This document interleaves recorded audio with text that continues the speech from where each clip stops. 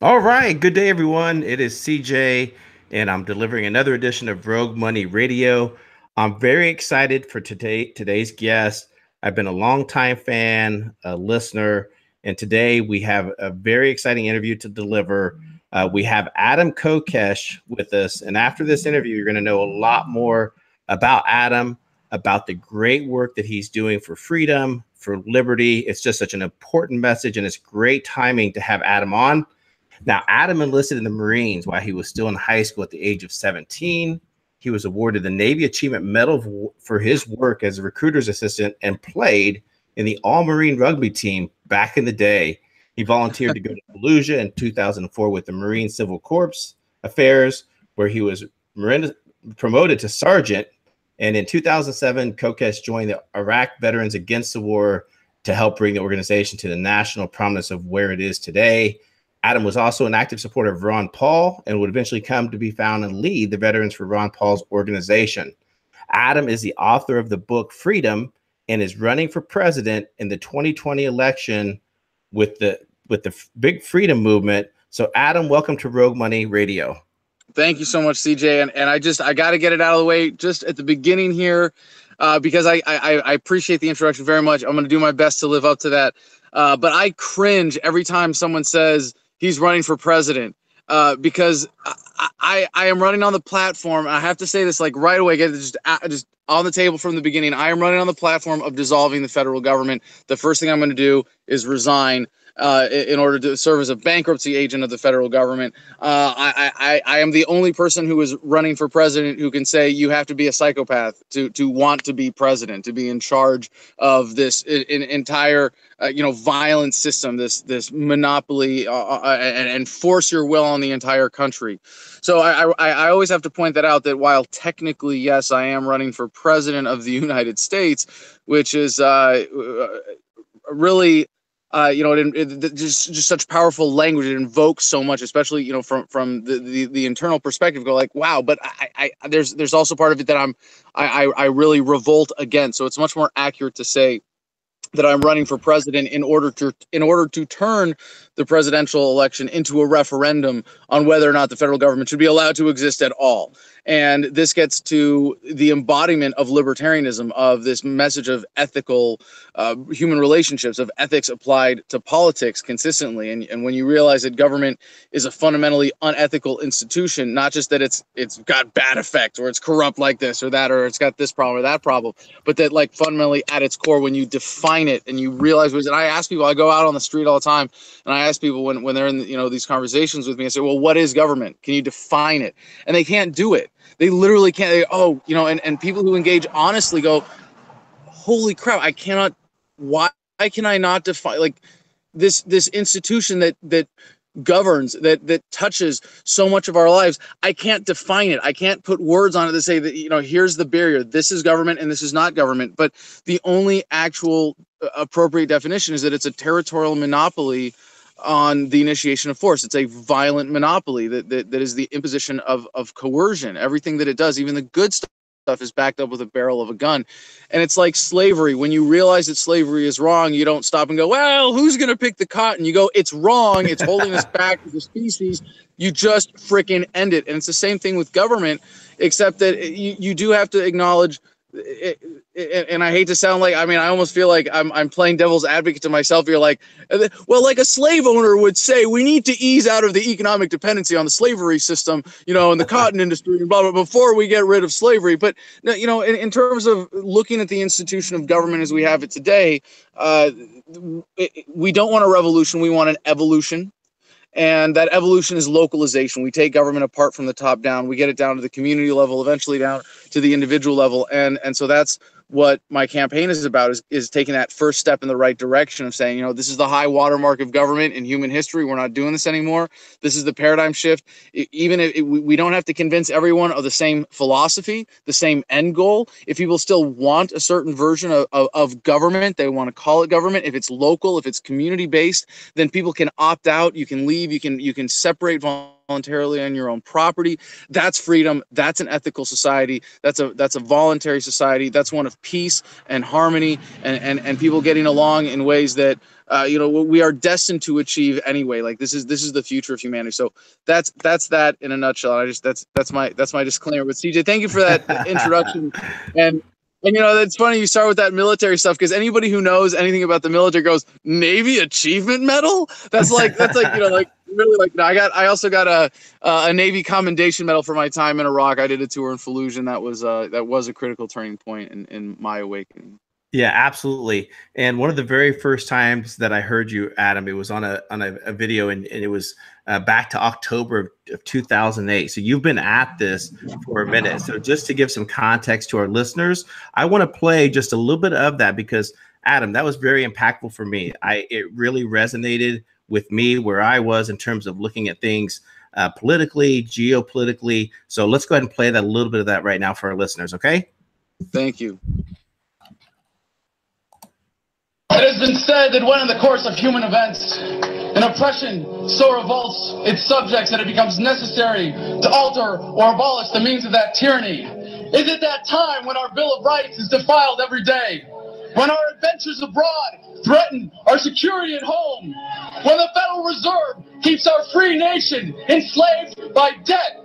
When the people of the world tremble under the thumb of corporate imperialism? And now, our nation is drifting dangerously from freedom to fascism. So I have to ask, is it time?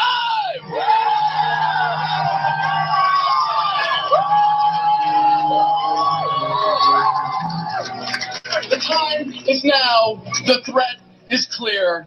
The bands of tyranny are tightening around America, and it is our duty to resist. As empowered patriots, let us take stock of our commitment to the ideals upon which this country was founded.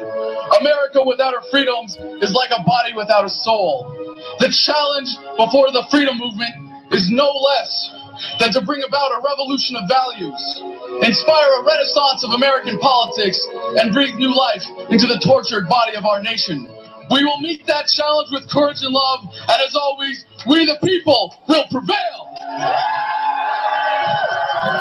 Now, Adam, thinking back to that time period, obviously there was a big message there. I just want to give you a little time to reflect upon back then, what you've evolved to. And then ironically enough, that word freedom just continues to ring out, and you have your book Freedom that you released. So why don't you share a little bit with us with your growth and your development? I mean, big movement for freedom. Talk to us a little bit about that.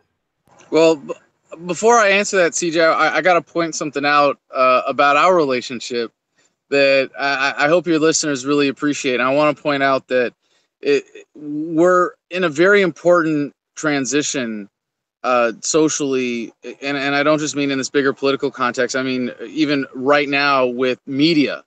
And it was one of the major I almost want to give Trump credit for taking credit for other people's work when it comes to, changing America's relationship with the mainstream media and not trusting it. And, I've been involved. I've been a full-time activist for 11 years. And for most of that time, I've been involved in media production with Adam versus the Man, going back to after I ran for Congress, 2011.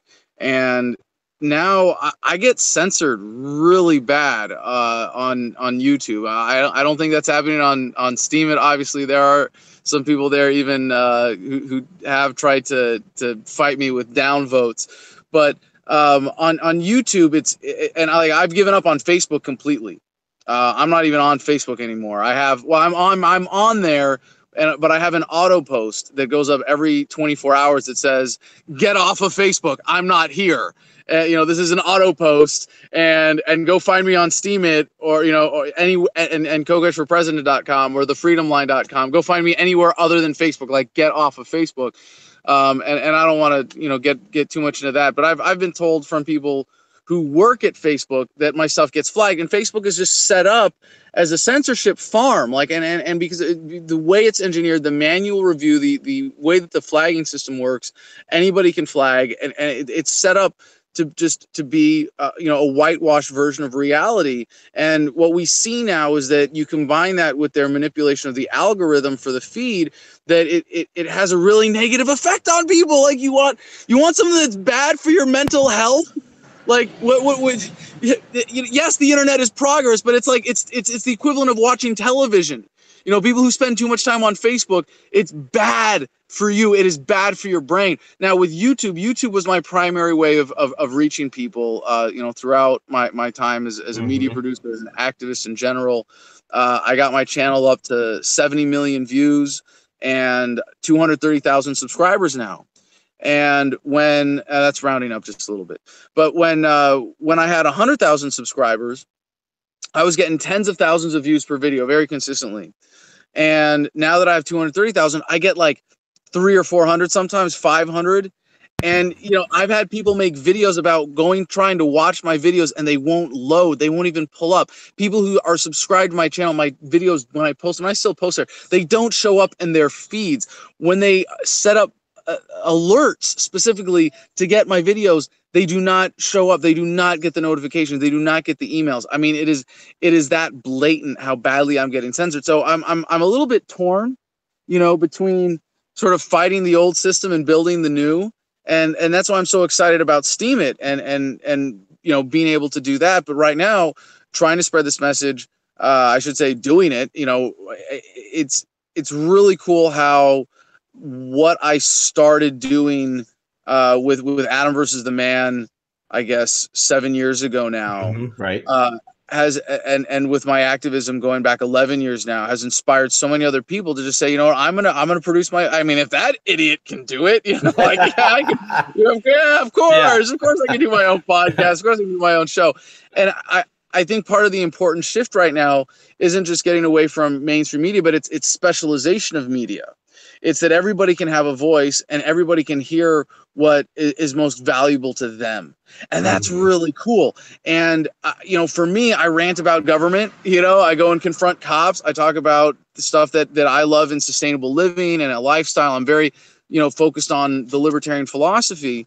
But the reason that I'm able to spread this message now is because I'm doing so many interviews on other people's platforms like you, who are just like, yeah, I saw you doing your thing, you know, 7-8 years ago, and now I'm doing my own, and I think there's I know from economic understanding and analysis that we should welcome competition, right? Right, absolutely. That's like, you know, that's not just because it's good for the world, it's good for humanity, but like it's good for you, it's good for, you know, and you can do the math on that.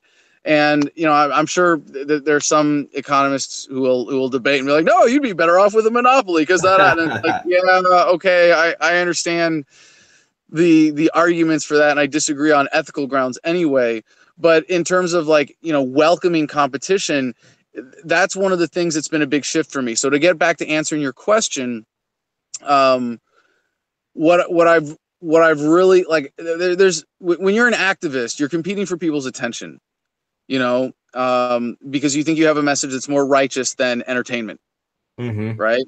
And you are competing with the news, and you're competing with the mainstream media, you're competing with other activists, you're competing with everything that's competing for other people's attention. And there's a tendency to want to be to be anti-competitive in attitude and spirit. And I've always had that. It's like, you know, the demon inside me that says, no, I want to talk now, and I want to have everybody's attention. And I found, and I know that you're interviewing me and I'm talking a lot, so it's kind of funny here. You know, we can make this a conversation if you want. You're in charge still. But, you know, I get to go, and instead of talking to a lot of people on my channel, I used to do a 3-hour podcast 5 days a week. Now I do, you know, 2 hours once a week, and I do more man on the street videos and special interviews and stuff like that. But I get to go talk to other people and deliver value more effectively, more efficiently. Like, for your audience, they don't need to, like, I don't, like, for people listening to you right now, listening to me on your show, like, I don't need you to come and listen to my podcast every week and hear me rant about government. I need you to get it, that government is fundamentally unethical, and we should move past it as humanity. And then you do what you do, you know, you do what is empowering and helpful for you. And I hope that I get the Libertarian Party nomination for president in 2020. And if people want to help out with that, if you think that's a great, you know, contribution of your time to human progress and alleviating the suffering of government, then, you know, please join me. Go to our website, sign up to be a volunteer, donate, all that, you know, normal stuff, get involved. Right. Totally essential, and I welcome it. But if I just reach enough people and say, look, when we get the Libertarian nomination, you see me on the ballot, that's the time. Be ready to just come out and vote. And it might be the last federal election you ever have to vote in. Right. You know, it might be the last time that we ever have to do this. And then we come to this critical mass tipping point of understanding and shift. But it's also, if I'm going to tell you, like, hey, I've got these important ideas that you should incorporate into their worldview, into your worldview, you know, the test should be, does it make your life better? If you apply these ideas, are you happier? Do you live a more fulfilling life? Are you creating more value for yourself? Are you more satisfied?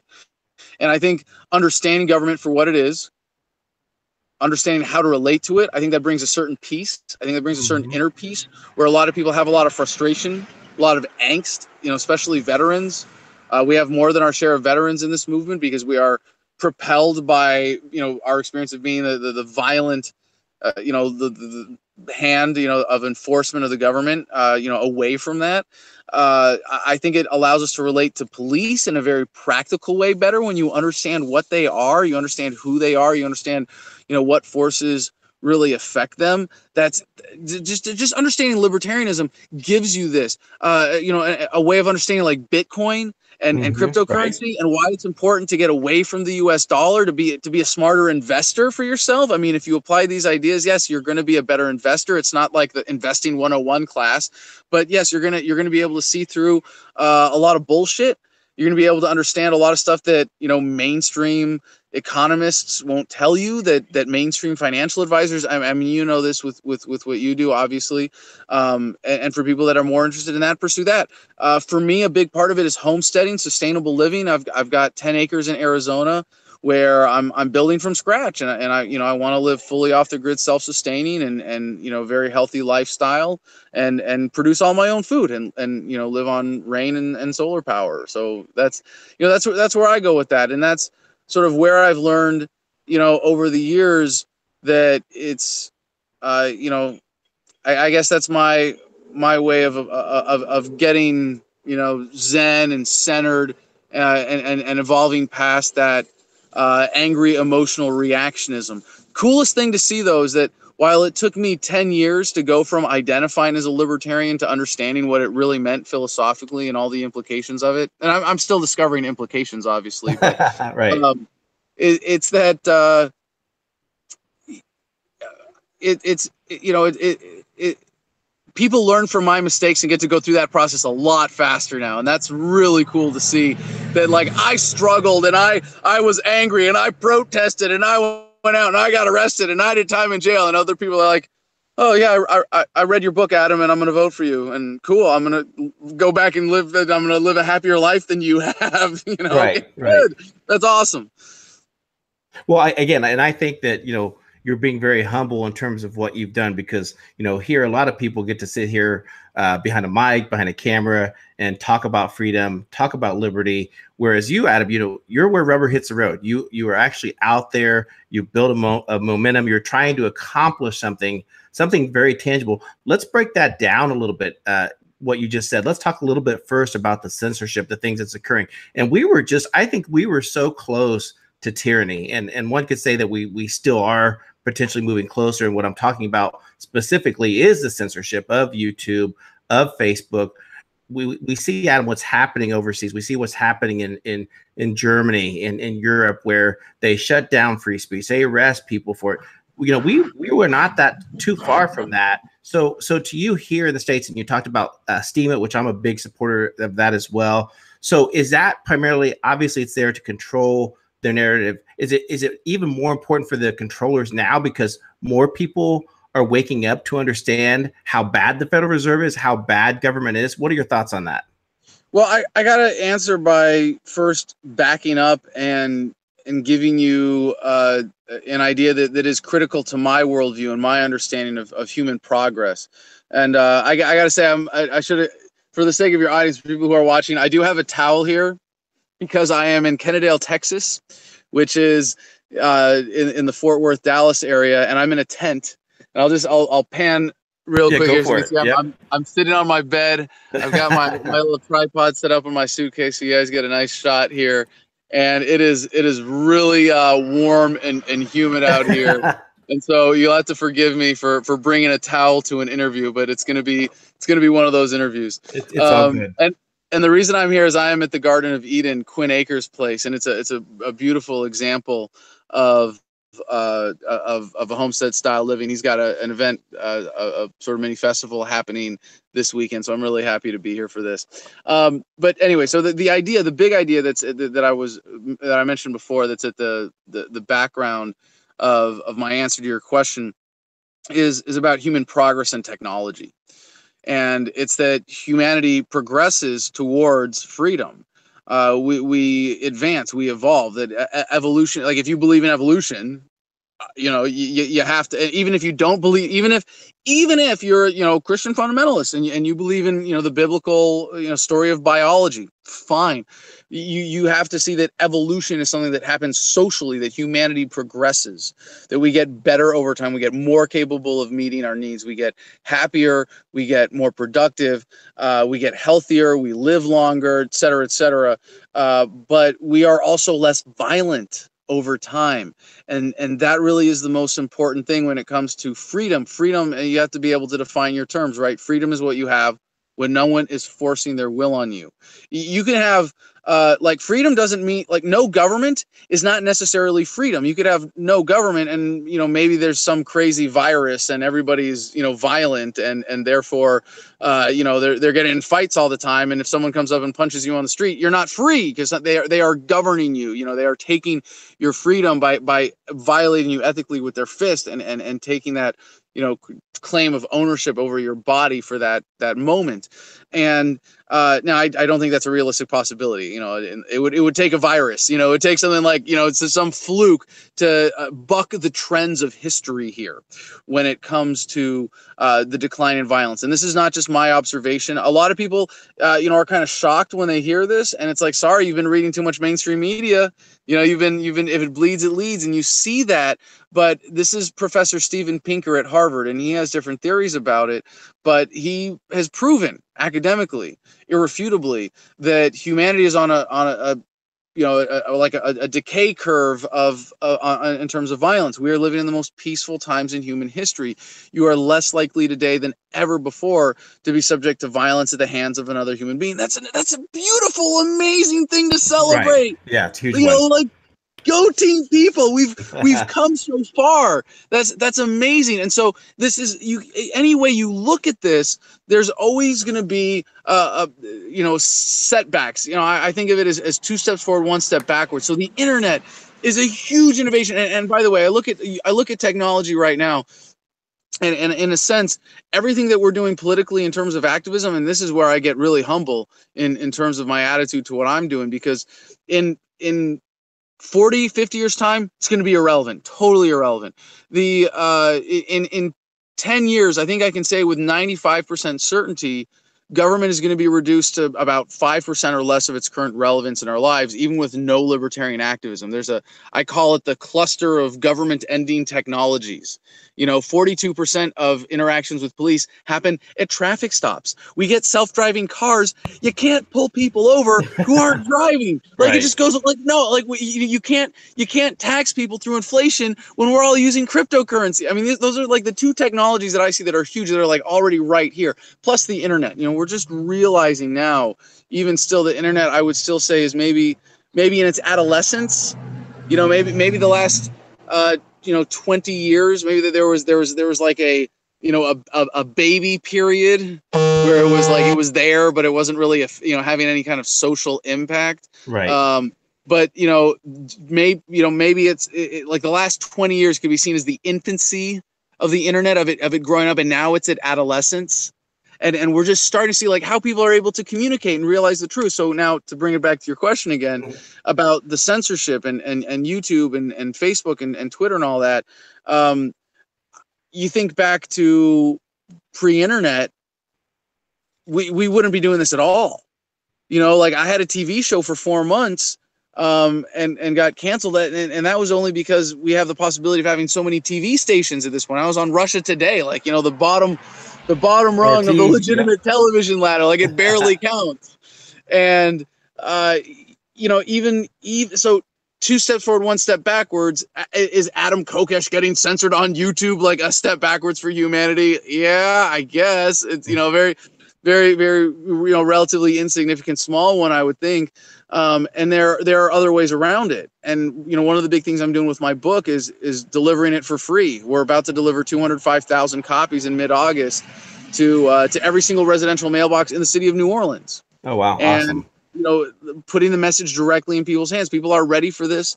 We are on the verge of a tipping point in understanding. Like I was saying, I think within 10 years you can look at this and say 95% certainty government is going to be at 5% or less of its current relevance in our lives. 20 years, I think you can say that with 99% certainty. And the reason this is humbling is that it means what we're doing now is really about alleviating the immediate suffering with government. It's really about helping the people who are, economically destitute because of government. It's about helping people who lose, chunks of time of their lives in jail over victimless crimes, or fighting the state legally, or having their businesses shut down over tax codes or zoning and things like that. And, even looking at war, like I want to say, like, war is the greatest crime of government. This might sound too optimistic, but I'm really not that worried about war anymore. Like, governments can't get away with what they used to be able to. Like, we've come a long way. That's really cool. That, when I was in jail in DC at the time when Obama was trying to get boots on the ground in Syria. And I think what stopped that, I got to see this even in the newspapers, was it was active duty service members and their spouses with these silly little placards on social media that said, like, I did not enlist to fight for Al Qaeda in Syria. Right. Yeah. And Obama, like, they have the CIA and the State Department funding a lot of stuff, covertly in Syria. And hey, I'm sorry to interrupt you. Your phone might be near your mic or something. Is it vibrating your phone? I was getting some text messages. Oh, okay. No, it's all good. Yeah, I have my ringer set up to deflect any phone calls, but text messages. So what is it? Causing little, no, it's not bad. It's not bad. Keep going. That's all it is. That's all it is, and that shouldn't be too much more intrusive. So that's what we're coming to, and that's really what this is about, is saying, look, people are suffering. How do we alleviate that? How do we make life better for people? Absolutely, and I do want to shift gears a little bit and talk about your book, Freedom. And you are currently, the platform are offering it free. You can download it. You can listen. What inspired you to write the book, Adam? Oh, that's awesome! You got a copy there, because you're better prepared than me. I don't have that for my visual aid. I have my business card. Well, you can thank your media manager. We had lunch a couple months ago, and he's like, "Get the book. You gotta read it." Yeah, so, Marcus is awesome. Marcus we have such guy. A great team now. So it's Freedom. It's free. You can download it for free in every digital format. The audio book is free. I'm about to go record another edition of it. I'm really excited about delivering the 205,000 copies. We've got roughly 3 million downloads altogether now, although it's hard to say because it keeps getting reposted in different places, and it's kind of hard to keep track of, but at least 3 million downloads, about 50,000 copies in circulation, about to be 205,000 more. And it was while I was in jail in Washington, D.C., people sent me all these great libertarian manifestos, and I decided that I would be the very best rip-off artist the freedom movement has ever known. And I took all of the best qualities of all of these books, and the book is very deliberately anti-intellectual property. It's global in its application, universal. It's as true anywhere where there's a government as in the United States. So it's not Amerocentric. There's no judgment, no conjecture, no wishful thinking. It's very much in line with the principles of nonviolent communication. There's a big section. I mean, it's only 100 pages, but there's a whole chapter on personal freedom and how it benefits you in all of this. I'd like to think that there were sort of two kind of contributions to me crafting this as a coherent message, but they're not original ideas. there are no new ideas under the sun. I think intellectual property as a concept is very arrogant. I understand there are needs for guarding information in the process that need to be accomplished without the government racket of intellectual Right. property. But for me, I I'd like to say that my original intellectual contribution was putting this together, and I had a lot of help. I started with 140 pages in the first version. I talked to a lot of people developing the outline and everything else, but the main thing was I crowdsourced the editing. We got it down from 140 pages to 100 pages. Oh, that's awesome. And to make it as powerful and concise as possible. But the two things that I think are kind of original elements to be included with the message of libertarianism is that the idea of localization, of taking government apart from the top down, of distributing power down to the community level, eventually down to the individual level, that's how we move forward to a voluntary society. I think that was somewhat of an original reorganization of ideas, and the perspective on technology that I just described earlier, and how that relates to those are two huge things, and I love how you break that down, because too many times you hear people say, well, we just don't need government, we don't need government. Yeah. and it's tough overall, Adam, I think for a good portion of society to understand that, just because we've been conditioned so long from our early childhood that government is good and it's good to pay tax, all these things. So to go from like completely no government at all, I think there needs to be some type of a transition period. Yeah. And exactly what you said in terms of, hey, on the local level, and by the way, participation is voluntary. Yeah. Now, and here's the other tricky part to this, where I think a lot of libertarians end up getting frustrated and are sort of banging their heads against the wall. And I did for a long time, thinking that we have to wake everybody up. We have to convert everybody to this way of thinking, to understanding this worldview and this philosophy. And most people they're never going to think this way. They don't care. And it's kind of a rational ignorance, or, they see it as a rational ignorance. I think they're wrong. I think they're being deceived. I think it's an irrational ignorance to be so ignorant of government that you support it. And a lot of people do materially, obviously, with their lifestyle choices in very many ways, but even in spirit and in thought, and in how you organize your life financially, who you work for, that sort of thing. I don't think it's rational to be ignorant of government, but people have been lied to in that sense for so long. The challenge that we're up against now with libertarianism is that we can't run on things suck and we're going to make it better. Like, life is good. Look around, go team people. Again, think about it. We've become very productive. We've become, very rich when it comes to just material goods, to being able to meet human needs. And I know, of course, as I said before, there's lots of suffering in the world, and the vast majority of it is associated with government or caused by it one way or another. Absolutely. But this, you have to make it easy for people. You're, as a libertarian, you're not going to run on doom and gloom and I'm going to save you. It's like, no, hey, this thing is unnecessary. Like, look how far humanity has come. We have embraced ethics and we are better off. We are happier. We are, all these things. But don't hit, don't steal, don't kill. Like, the three fundamental moral principles, right, that are universals. We have embraced that. That's how humanity has progressed, is that we have that's a big part of it.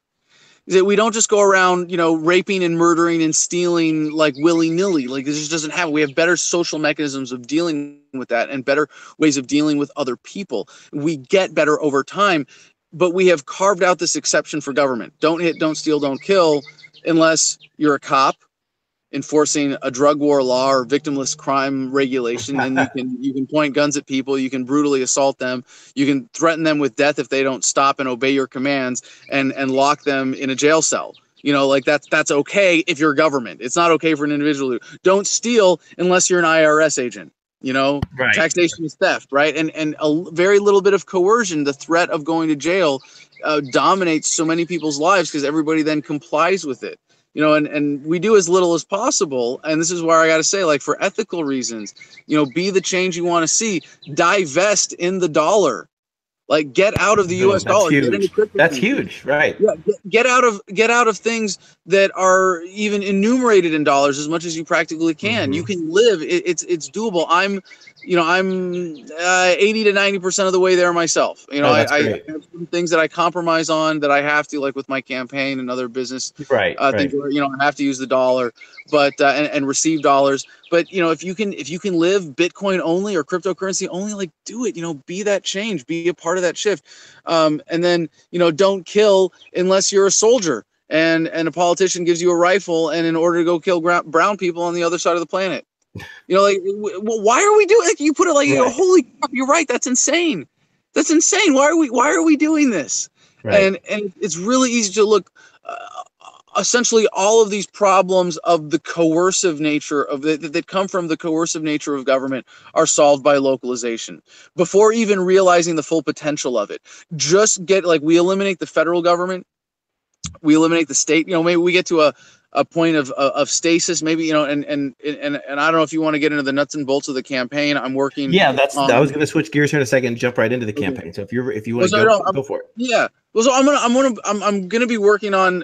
So right now my campaign platform is 5 paragraphs on my website. You can go see it.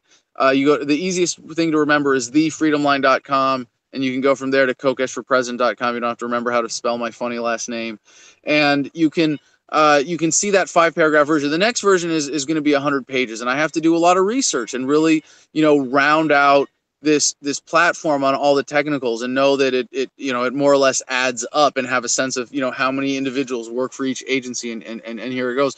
But there's going to be a process, and we're going to get government. We're going to Social Security is going to be spun off as a public trust without government.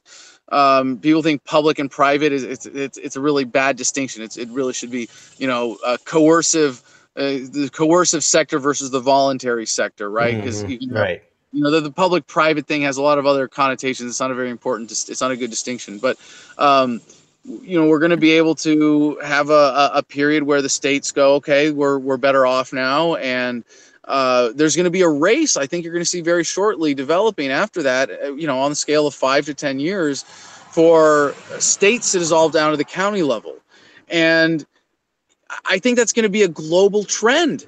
People ask, what about China invading? You think China's government is going to be able to go, all right, they're weak, let's invade? No, we're going to be stronger with more of a militia-based defense like the American founders advocated. We're going to be safer with a well-armed population that refuses to be governed by anyone. And the people of China aren't going to be going, hey, government, let's start another war. Won't that be good for everybody? They're going to be looking at their central government like, do we really need you? Because I don't think we do, and I think that's you're going to see a global domino effect of governments going down, getting localized down to something like the county level. Right, we're witnessing that today. Yeah, absolutely. Yeah, I wouldn't be making this as a prediction if I didn't see it in existing trends. Thank you for pointing that out. You see it in Brexit, the Scottish independence vote, in Catalonia, in the 51st State Project in Northeast Colorado, in New Hampshire and Vermont and Texas and California now wanting to split off from the nation, the state of Jefferson, Hawaii, Alaska. I mean, there are strong arguments and movements for state independence throughout this country already. But it's sort of like we grew up with the internet now. Like, we have the internet. I mean, people of my generation, I'm 36 years old, coming into power now. It's like we're not set in the old ways, right. Just like it's got to be that way because it's always been that way. Screw that. I'm sorry. Like, no, we get to look at this, completely fresh out of the box. So I don't know if you want to get into the nuts and bolts, I can answer questions. We can go agency by agency.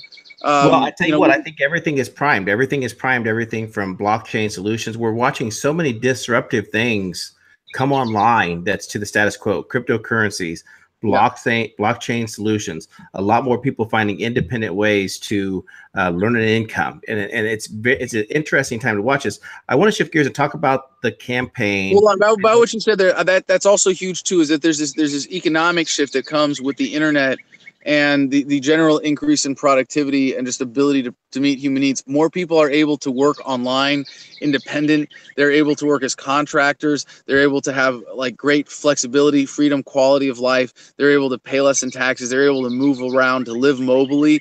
Like the modern, you know, entrepreneur, citizen of the world who, you know, maybe isn't trying to start a business, but is just trying to live comfortably, live well, travel, and enjoy life. More people than ever are able to do that. That is huge. Yeah, it's huge. So in terms of the campaign and where you currently are, I know that there was a big push there for a while to go through each state, get enough for the Libertarian Party in order to get you on the ballot, everything. So walk us through where the campaign is, any upcoming events you have coming online here pretty soon. So walk us through that, Adam. Well, let me start with the Libertarian Party nomination process for president. And it basically is selected, the nominees for president and vice president are selected by the delegates by vote at the national convention in 2020. And so we are way early. We are way in advance. We've been traveling, my team and I, this whole spring, going to as many state conventions as possible, getting our people involved with the Libertarian Party, showing them how easy it is. I like to tell people that going to a Libertarian Party can be very dangerous, because if you go to the bathroom at the wrong time and you come back, you might find out that you've been made an officer and you're in charge of stuff and you have responsibilities. Like you get like, and that is really only half joking, because even in the LP, nobody wants to step up. I don't want to say nobody, because there are a lot, like it's composed of great people who are stepping up. And it's, you know, two categories of well, maybe three. There's, you know, there's activists in general, but there's people who are organizing the party, who are just keeping the party structure going, maintaining ballot access, keeping resources available for candidates. And then there's the candidates who go out and run for office and represent the party and get the message out there. And that's all, a beautiful sort of ecosystem within the movement. But yeah, a lot of people, we're organized at the state level, we're organized at the county level, and a lot of people show up to meetings and it's like their first meeting. They go, hey, we need a treasurer. Hey, we need a secretary. Hey, we need someone to be in charge of this committee doing that. And they get signed up and brought in. And so it's really cool now, this sort of moment for the Libertarian Party and this libertarian movement. So we are we have a couple important things that we're working on in 2018, bringing in our people into the party, but it's still just a warm up. So right now we've I think you want me to get really nerdy inside baseball here and talk about the numbers? Yeah, let's get it out. Let's let people know what's going on and everything else. Absolutely. Well, this is with the LP. So the LP, the Libertarian Party, the national party, meets every 2 years for conventions where they select a chair every year, and every 4 years the presidential and vice presidential nominees, obviously. And this is so we are okay. Sorry. So for the numbers, I'm sorry. There's so many things I'm excited about in this process, but the numbers, there are roughly 1,000 seats for each national convention delegated among the 50 states, and there's a proportional formula for that. And in 2014, going back 4 years from now, the last time there was a Libertarian National Convention without a presidential nomination, there were only 400 people in those delegate slots. Oh, wow. That means anybody, this is embarrassing, right, for the party. Right, it is. Anybody truly who could have walked in with 600 people to get 600 people to show up to 2 meetings. You go to your state meeting and you raise your hand and you say, I want to be a delegate to the national convention. And you go to the national convention and you get to vote on who is the national chair and who the nominees of the party are for president and vice president. In 2016, there was obviously the nomination of Johnson Weld, and I disagreed with that. I backed them as a an option of integrity compared to Trump and Clinton, and for building the party and the message. But they're not libertarians. They're libertarian leaning moderates, and that's fine. But that's not who we want representing the party. In 2016, even with them, and a lot of people said that they gamed the system. Gary barely won the nomination. He didn't even win it on the first ballot, and it was by about 5 points. There, at the end of convention season in 2016, there were still at least 200 empty seats, empty slots. Wow. So he gamed the system. He didn't even fill them all up state by state. They brought in about 100 people in the couple months between the end of convention season and national convention. And then they brought in about another 100, 150 people at the very last second to fill empty slots in other states. Wow. And state chairs are allowed to do that, to bring people in. So, you know, it's kind of embarrassing that it's that easy, that we have this. I mean, even if you're just like, I don't care about politics, there's a platform here that is so powerful that you can say, you know, I'm the Libertarian Party nominee for president. I'm running to dissolve the federal government because government is illegitimate, and you have to be a psychopath if you legitimately say, I want to be president of the United States. Like, that's what that is worth for the movement, for the party as an opportunity is, you know, tens, if not hundreds of millions of dollars just for that. Not like, hey, we have the potential to win on this platform and unite left and center against the common enemy of big central government with localization, without arguing issues, without arguing philosophy at all. You know, like, we haven't talked about this. I just want to point this out, a little sidebar here. We're not debating guns and drugs, you know, and the libertarian message is not pro-gun or pro-drug. It's pro-private property. Right? I have no right to tell you what kind of property you can and cannot own, and I have no right to tell you what you can and cannot do with your own body. But if you want to have a community where guns aren't allowed, or not allow guns on your own property, you can do that. If you want to say drugs aren't allowed in our community where people have come together, like, I'm not going to come to any of your parties, that's cool, but you can do that, you know? Right. And that's how localization unites people. It's the everybody gets what they want strategy. It brings people together. Say, I respect your individual preferences. I respect your lifestyle. I respect how you want to live and seek happiness. That's, you know, the uniting power of this. So anyway, we've been going around to state conventions this spring, trying to get as many people involved, specifically to be delegates, because at the 2018 convention coming up in less than a month here in New Orleans, we want, and by the way, if anybody wants to come. It's going to be a good time. It's going to be a lot of fun. I've got a lot of other events planned. I'm going to be debating Bill Weld. If he doesn't show up, we're going to do an empty chair debate. We've got a black outreach panel, which is an important issue for the libertarian movement. We've got a crypto party, and we've got the March of the Dead Veterans, because the Libertarian Party is the only party that cares about the problem of veteran suicides. Obviously, the Republicans and Democrats in power who have something to do with this have not been, you know, have the ability, have not been exercising it and do anything about it. We have 20 veterans committing suicide a day in this country, and the freaking drug war, and give the VA to the veterans. Yeah, you know, take it away from the government, give it directly to veterans, vote on a blockchain. It's not that freaking complicated. You're not going to have 20 veterans committing suicide a day. Anyway, so this year, so back to the numbers, 400, 800, 200, 100, whatever, but 400 is the last time we have like a benchmark for a non-presidential convention. This year, we're going to have over 1,000. It's going to be almost full. Wow, before the convention starts. Awesome. But like, we've been tracking this pretty closely, and I've been to about half the state conventions this year.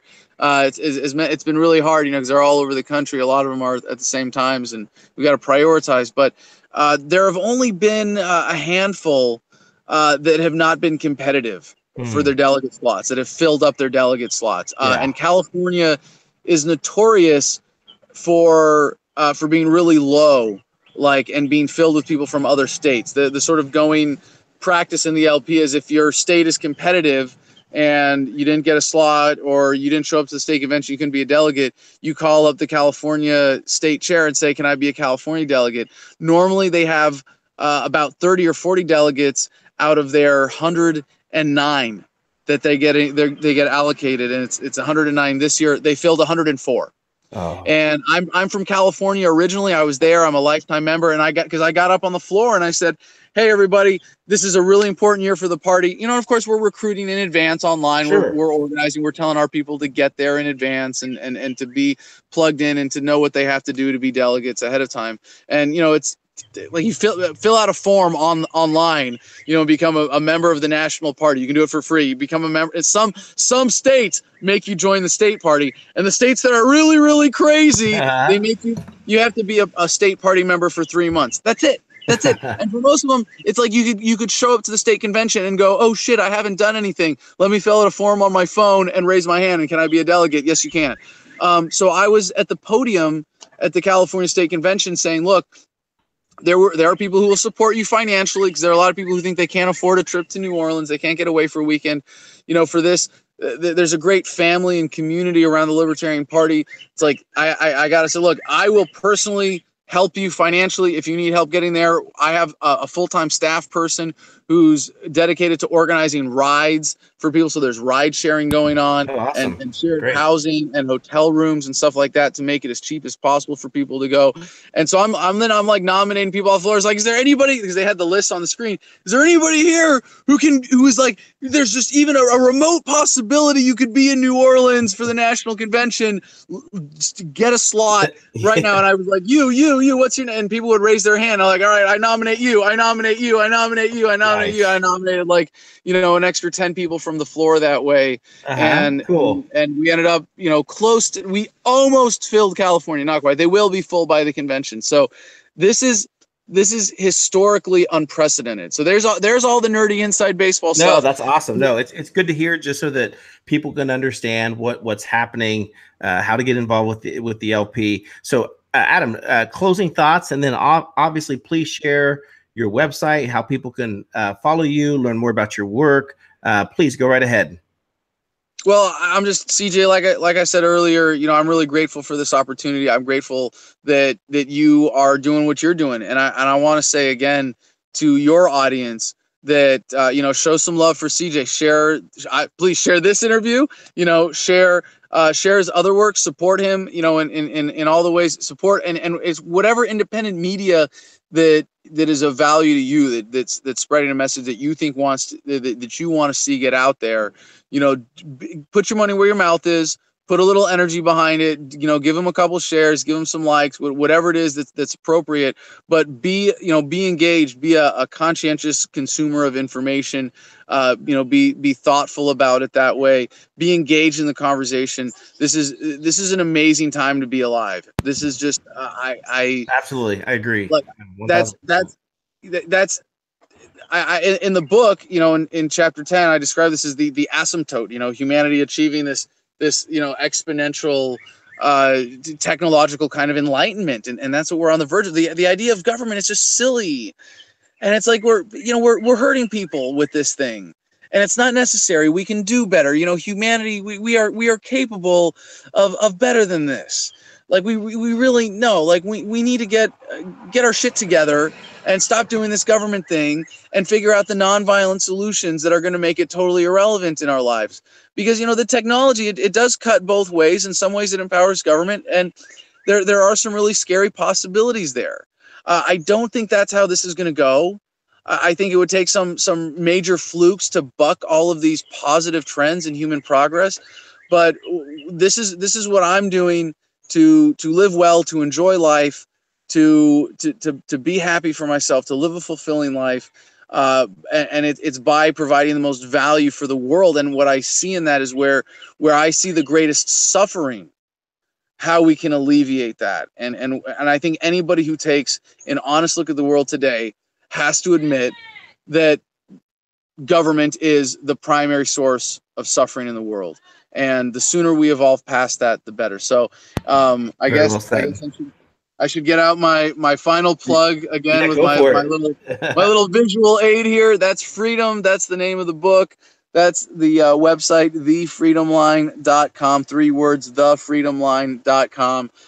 You can find me on Steemit. Yeah, and I'm really, CJ, I'm so glad that we're on D Live right now, and that you're promoting this on Steemit. That is so, that's being the change. Yeah, absolutely. That's conscientious consumerism for you as a producer, for your audience as well. So thank you for being a part of Shift. Thank you for the chance to share your audience with me today, and thank you for the chance to share my message with your audience today. I really appreciate it, and peace and love to you and to your audience. Thank you, Adam, so much. I really appreciate it. So our fans, please make sure, again, the freedomline.com, and then also visit kokeshforpresident.com. Adam, it was an honor. It was a pleasure to have you for an interview. Best of luck to you and everything that you're doing to make a difference for humanity. My pleasure, brother. All right. Thank you. Appreciate it.